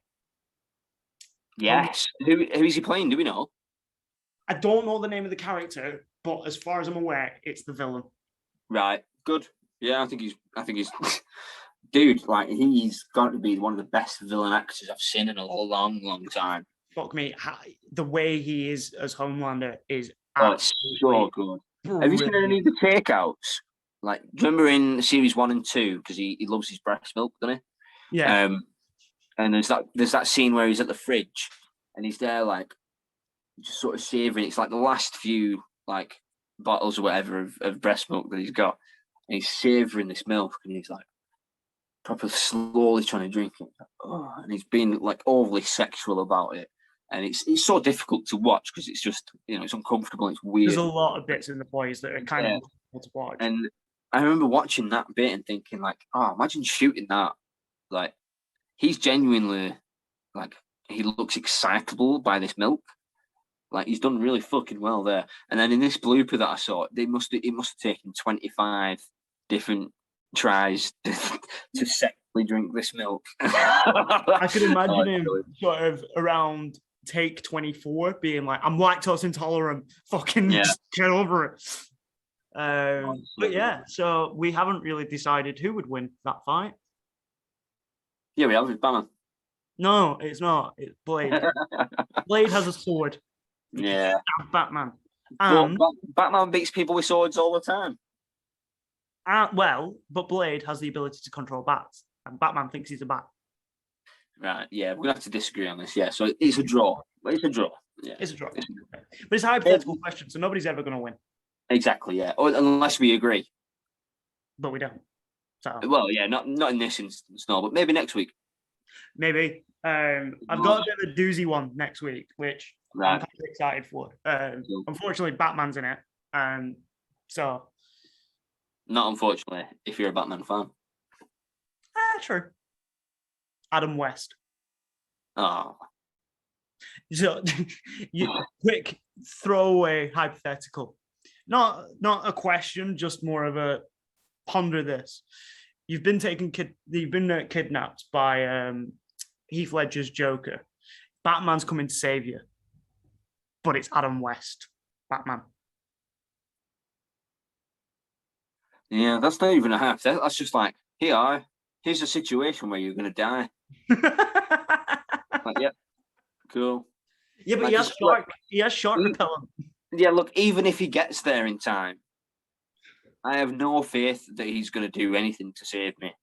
No, he's going to go wham, bam. Yeah, he's going to be throwing cardboard cutouts at me that say, "Push for the flames that are engulfing my body." Where am I? No, why is he throwing them at you? Well, I think he's just trying to get them in the shot. Oh, okay. Just get knocked out by a wooden sign, like. Yeah, basically, yeah. It's just like kablamo, and lobs it across the screen. Yeah. Shark repellent. Yeah. Well, that's been another great stuff. Relatively successful episode of As of Yet Untitled podcast by NOTSTEAM Productions. I'm getting good at saying it. As of Yet Unnamed. As of Yet Unnamed. TBN. Question mark. Question mark. That episode's not come out yet, though, so. Yeah, true. Yeah. This is going to not make much sense, but thank you for listening, and do the thing where you press the button and the thingy goes with a thumbs up. Don't feel pressured, though. No, just if you want to. Just if you want to. If you don't, Blade's going to get Batman to come and twat you. Well, Blade couldn't get Batman to do anything because Blade's soft. Yes, he can, because he thinks he's a bat. Well, I don't think he does. Blade thinks he's a vampire. No, because he's a vampire. Well, no, he's not. He's half. He's a hybrid. If anything, Batman's a bat hybrid. Anyway, we're going to be here all fucking day. Yeah. Love you, dude. Bye. Peace. Take care. See you later.